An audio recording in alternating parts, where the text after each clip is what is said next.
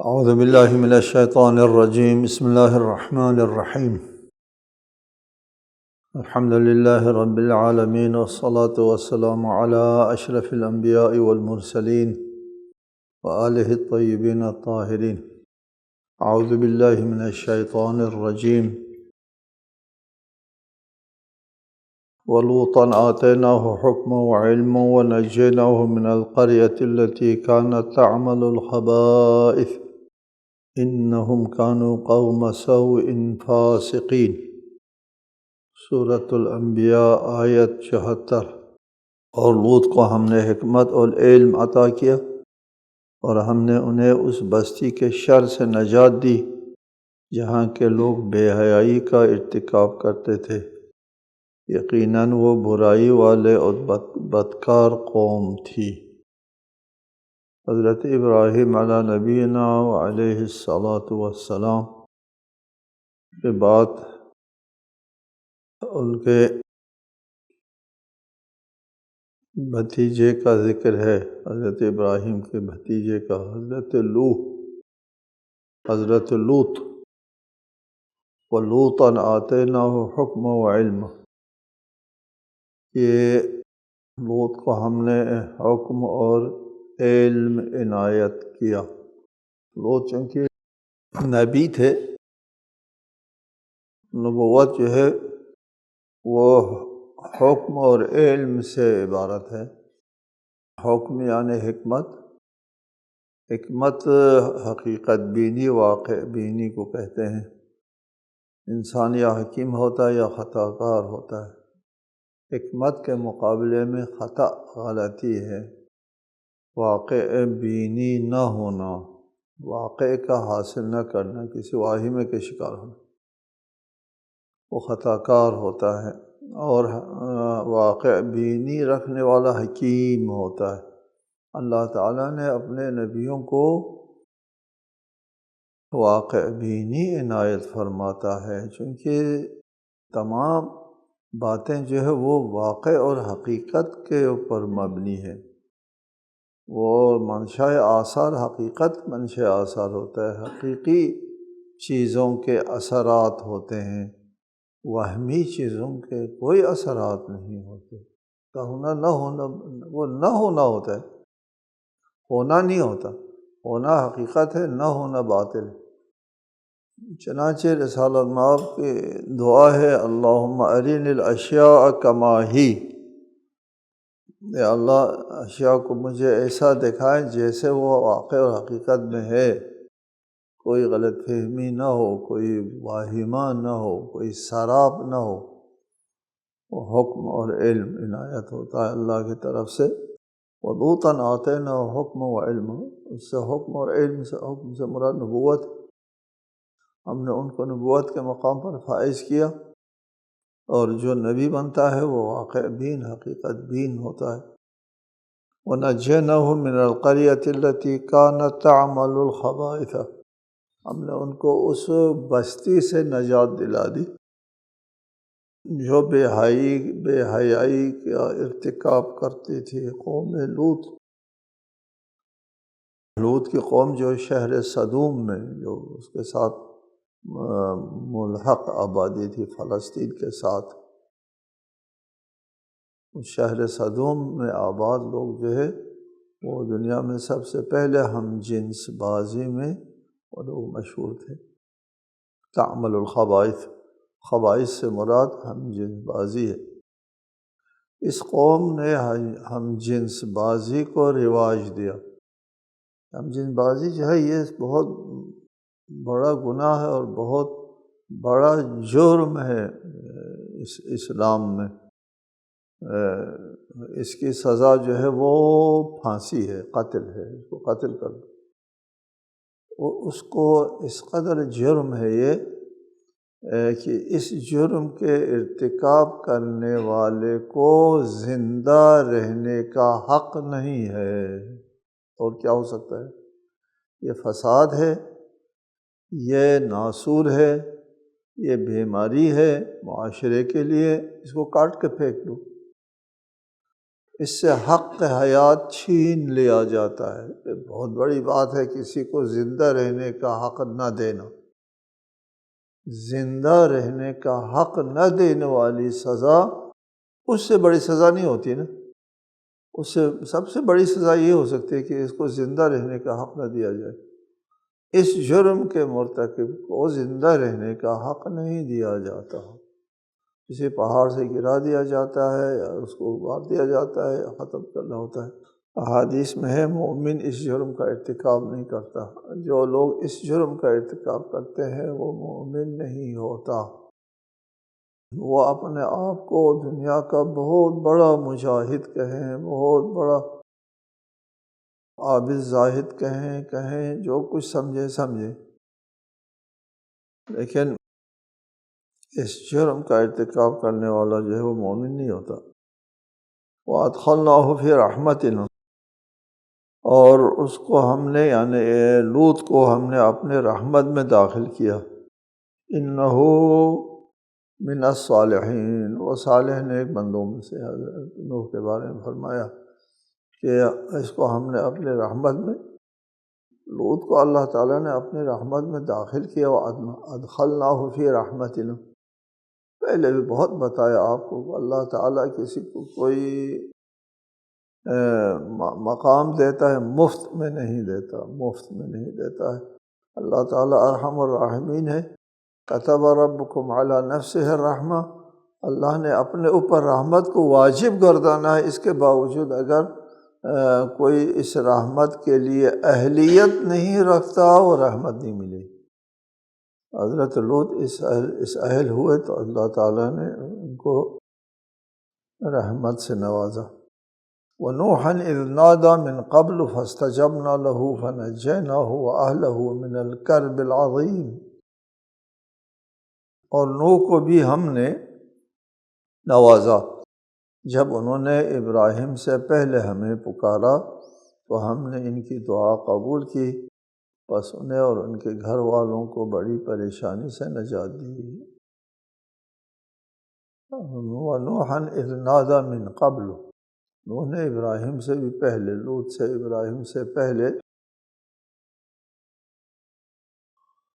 اللہ کو پکارا۔ وہ قرآن کی دیگر آیات میں ہے کیا کہہ کر کے پکارا۔ اس میں حضرت نوح نے کہا کہ میں نے دن رات ان میں تبلیغ کی، یہ لوگ ہدایت پر نہیں آتے اور یہ ہدایت پانے والے نہیں ہیں، ان کی نسلوں میں بھی کوئی مومن نہیں، اے اللہ ان کو تباہ برباد کر دو۔ جب دیکھا نسلوں میں بھی نہیں ہے تو اللہ تعالیٰ نے نوح کی قوم کو غرق کر دیا، تباہ کر دیا۔ قرآن جا بجا اس کا ذکر ہے، تفصیلاً ذکر ہے، یہاں تو صرف ایک گزر ہے۔ فَاسْتَجَبْنَا لَهُ فَنَجَّيْنَاهُ، ہم نے نوح کی پکار کو سن لیا، نوح کی دعا قبول کر لی اور نوح کو ہم نے نجات دی۔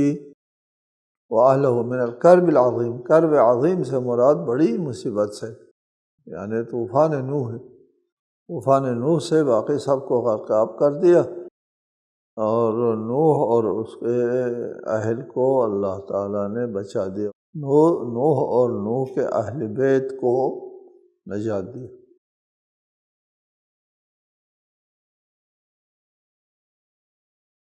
وَنَصَرْنَاهُ مِنَ الْقَوْمِ الَّذِينَ كَذَّبُوا بِآيَاتِنَا إِنَّهُمْ كَانُوا قَوْمَ سَوْءٍ فَأَغْرَقْنَاهُمْ أَجْمَعِينَ، اور ہم نے اس قوم کے مقابلے میں ان کی مدد کی جو ہماری نشانیوں کی تکذیب کرتی تھی، اس کی قوم۔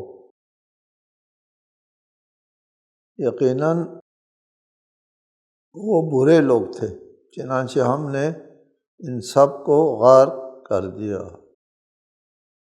طوفان نوح کی طرف اشارہ، نوح کے طوفان کے سلسلے میں ایک رائے یہ ہے کہ یہ طوفان نوح اتنا پانی کہاں سے آیا۔ قرآن کی دیگر آیات میں ہے کہ زمین سے چشمے پھوٹے، پانی پھوٹنا شروع کر دیا، آسمان سے بارش بھی برسی، اور آسمان سے بارش کا پانی اور زمین کا پانی دونوں مل کر جو ہے وہ پانی کا بہت ذخیرہ بن گیا۔ وہ کس طرح ہوا تفصیل معلوم نہیں ہے کہ اتنا پانی کہ پہاڑوں کے سروں تک چلا جائے، بہت بڑا پانی چاہیے۔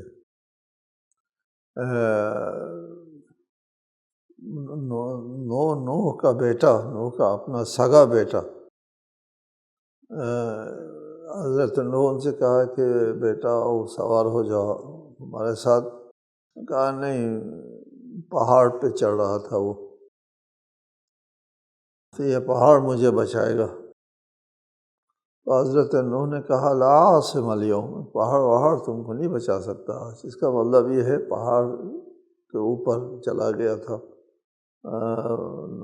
طوفان پہاڑ کے اوپر چلا گیا، بہت پانی چاہیے، اتنا پانی کہاں سے آیا، کیسے ہوا؟ ایک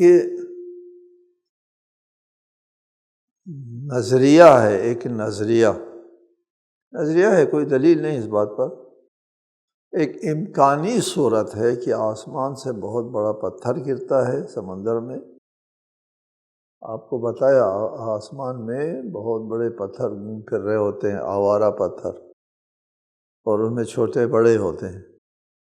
بہت بڑا پتھر تھا، یعنی ہمارے ایک شہر کے برابر، بہت، وہ زمین کی کشش میں آیا اور گرا نیچے، سمندر میں گرا وہ پتھر، اور سمندر میں اس پتھر کے گرنے کی وجہ سے سمندر کا پانی جو ہے وہ اس طرف نکل آیا۔ یہ ایک احتمال دیا جاتا ہے، بہرحال ایک امکانی صورت ہے، اس پر کوئی دلیل روایت نہیں ہے کہ آسمانی پتھر گرنے سے۔ صرف قرآن نے کہا کہ آسمان سے ہم نے پانی گرایا اور زمین سے بھی چشمے پھوٹے۔ زمین سے چشمے پھوٹنے سے مراد سمندر کا پانی ہو سکتا ہے، اس طرح ہے جیسے آج کل زلزلے کی وجہ سے سونامی نہیں آتا، یہ زمین کے ہلنے کی وجہ سے وہ سمندر کا پانی ہلتا ہے اور وہ خشکی کی طرف چل پڑتا ہے۔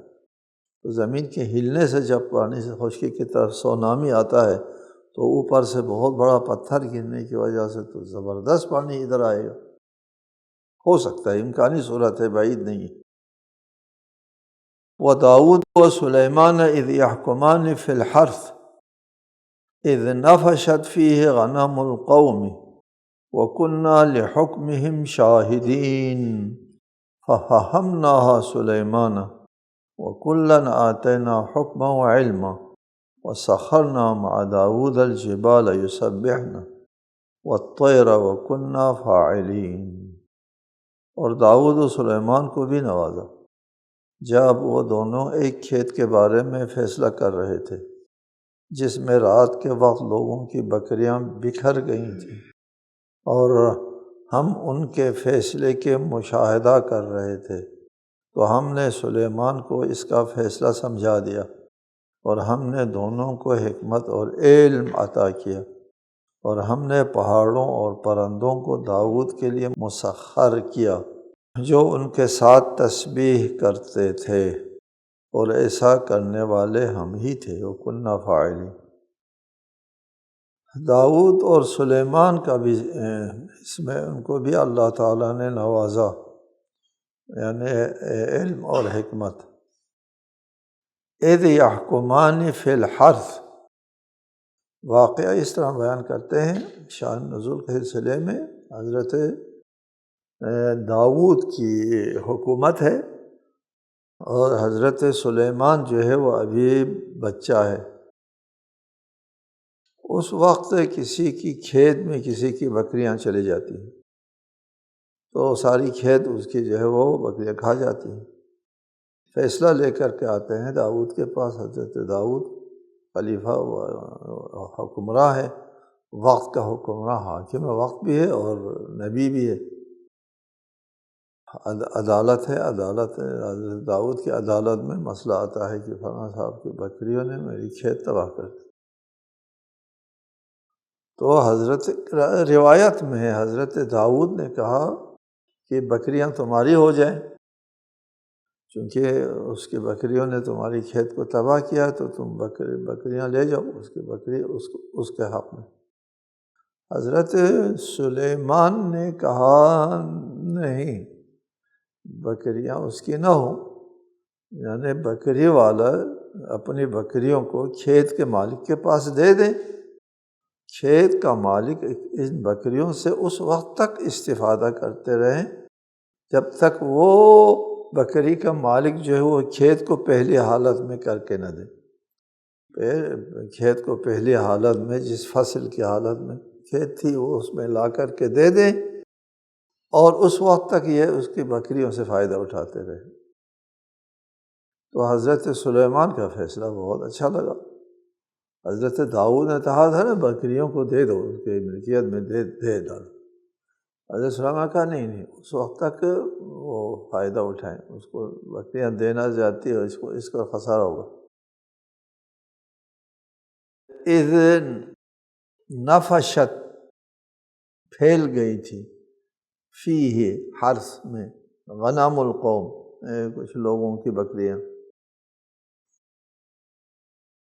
تو یہ یحکمان وہ فیصلہ سنا رہے تھے اس کے بارے میں۔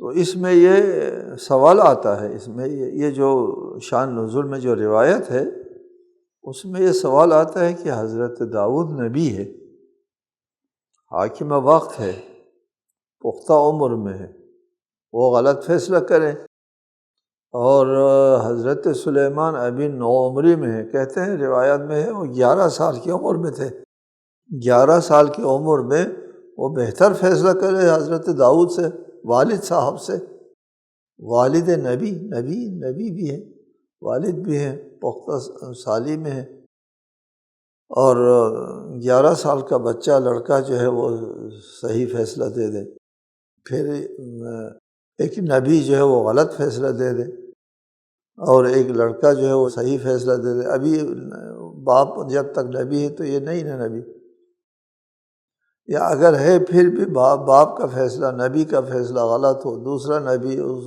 غلط فیصلے کو ٹوکے اور بہتر فیصلہ کرے، یہ سوال آتا ہے۔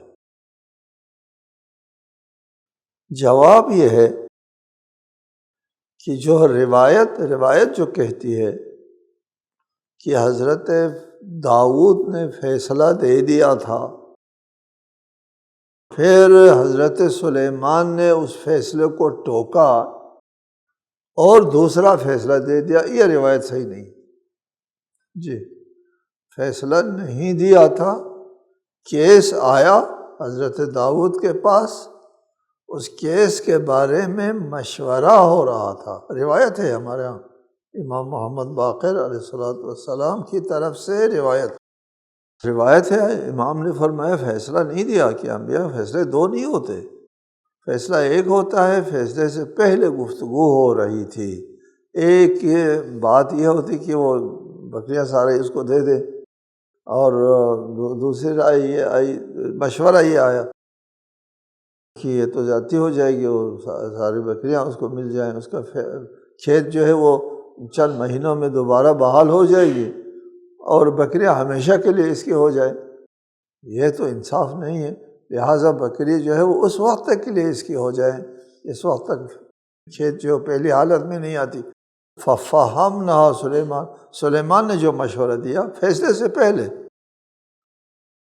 یہ مسئلہ اس طرح ہو سکتا ہے جو زیادہ قرین قیاس ہے، کہ باپ ہے، حاکم وقت ہے، نبی ہے، مسائل میں بہتر فہم رکھتے ہیں، اور اپنے بیٹے کو بٹھا دیا، یہ جو کیس جب آیا تو بیٹے کو بٹھا دیا، ہاں بیٹا فرماؤ، یہ ہو سکتا ہے، یہ بھی ہو سکتا ہے، یہ وہ کیا ہو، آپ کیا کہتے ہیں؟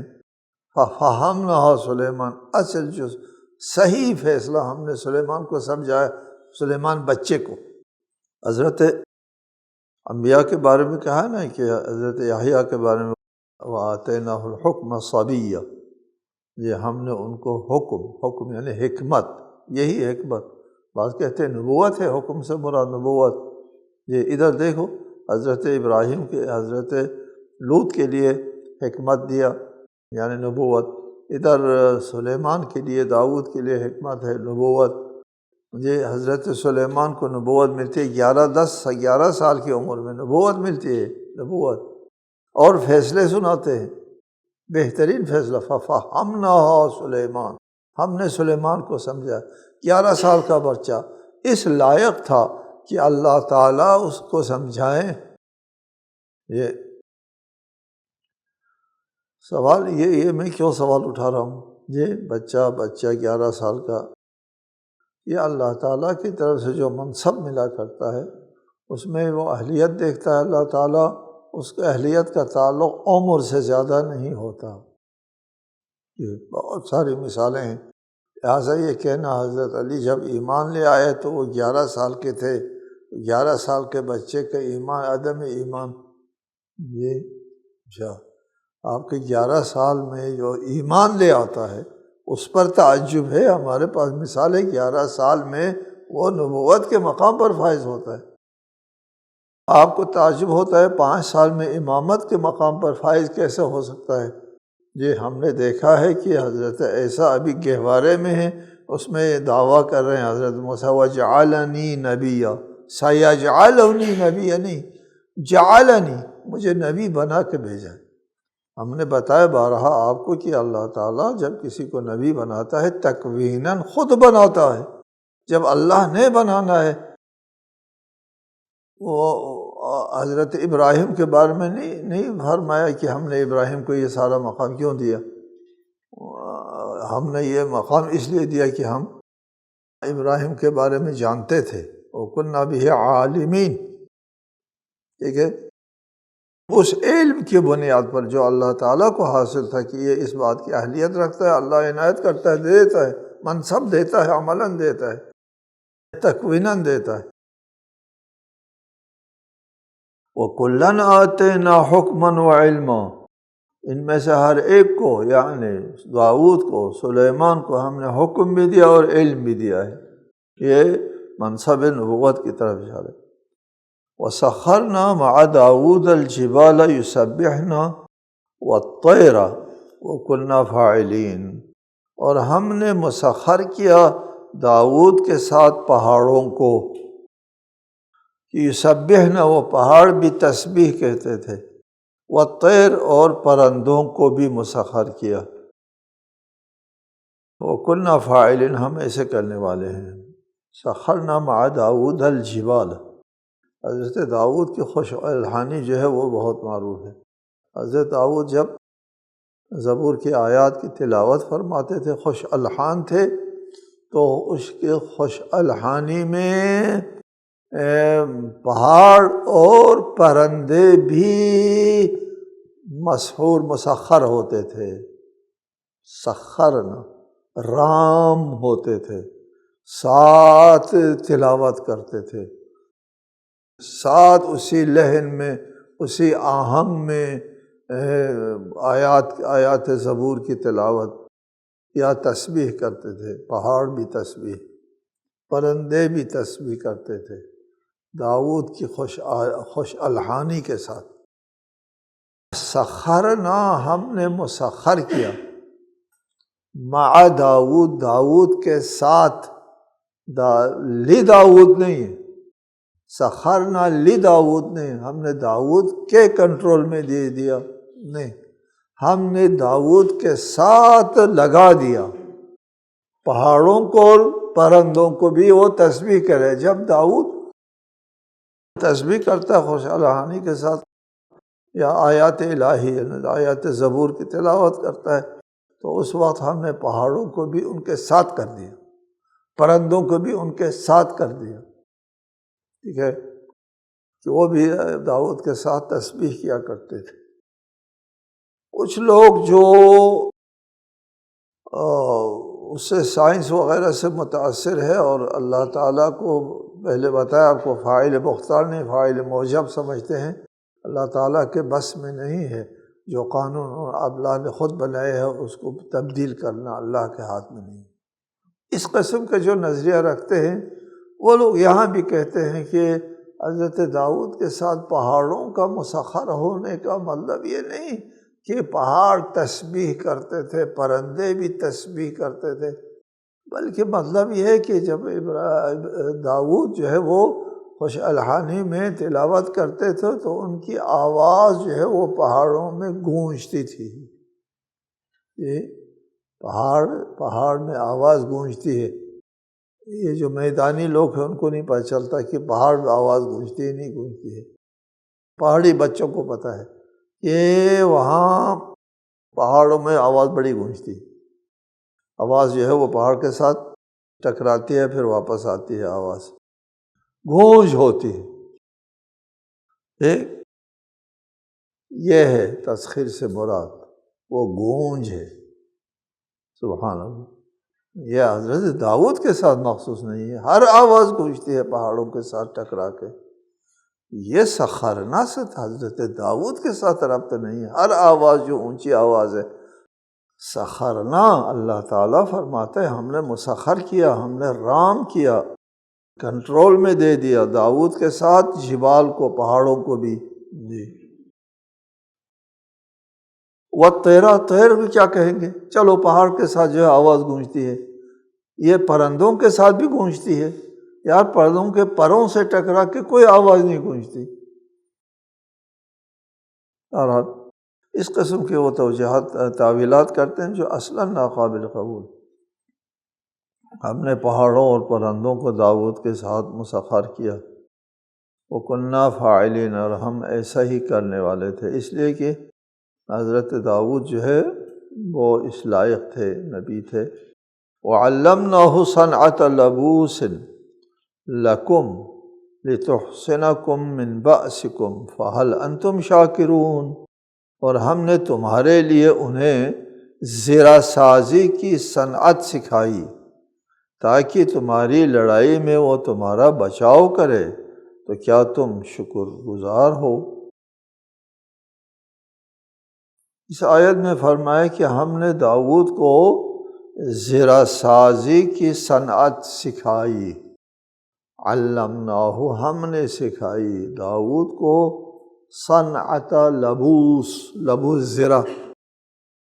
زرہ جو پہنتے ہیں جنگوں میں، جب تلوار وغیرہ لگتی ہیں تو پھر وہ جسم کو وہ نہ پہنچے، جسم کو زخمی نہ کرے، ڈھال بن جائے۔ زرہ، ڈھال تو ہاتھ میں یوں رکھنا ہوتا ہے، زرہ جسم کے اوپر پہننا ہوتا ہے۔ زرہ سازی جو ہے وہ لوہے کے زنجیروں سے زرہیں بناتے ہیں۔ اس آیت میں فرمایا ہم نے داؤد کو زرہ سازی کی صنعت سکھائی۔